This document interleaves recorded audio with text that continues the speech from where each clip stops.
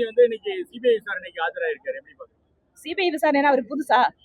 ஆமா, அவர் பண்ற ஊழலுக்கும் லஞ்சத்துக்கும் வந்து சிபிஐ என்ன வேற ஏதாவது இன்டர்நேஷனல் கோர்ட் கூட விசாரிக்கணும்.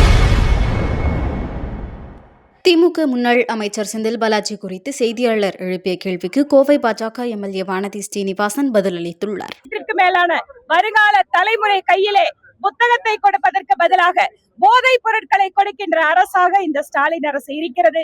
இதற்கு எதிராக மக்கள் அவர்களுடைய கோபத்தை மனதிற்குள்ளே வைத்து காத்து கொண்டிருக்கிறார்கள். ஏப்ரல் 23 ஸ்டாலின் அவர்களை வீட்டுக்கு அனுப்புவதற்காக தயாராகி கொண்டிருக்கக்கூடிய மக்களுடைய ஆர்ப்பரிப்பை, இந்த ஆர்ப்பாட்டங்களை நாங்கள் பார்க்கிறோம்.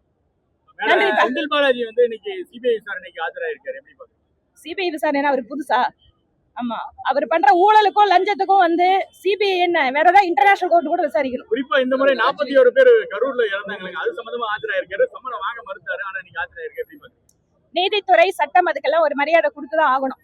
நீங்க வேணா வெறிய ஆளா இருக்கலாம், ஸ்டாலின் அவர்களுக்கு நம்ம வேண்டப்பட்ட ஆளா இருக்கலாம், ஆனால் கரூரில் இறந்த நபர்களுக்கு உங்களுக்கும் தொடர்பு இருக்கிறது என்று மக்களுக்கு ஒரு தீவிரமான சந்தேகம் இருக்கிறது. அதனால் சிபிஐ அவர் விசாரணை கூப்பிட்டிருக்காங்க.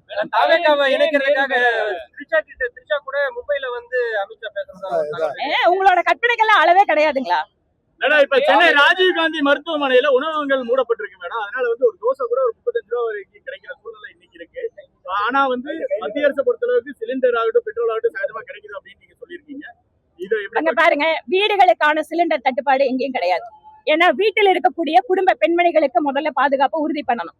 வணிக பயன்பாடு அப்படிங்கிறது எல்லாருமே வந்து ஒரு வணிக பயன்பாடு ஒரு பொது இடத்துல இருக்கிறது. அதுக்கு செய்திகளை உள்ளது உள்ளபடி தெரிந்து கொள்ள ரெஃப்ளெக்ட் நியூஸை சப்ஸ்கிரைப் பண்ணுங்க.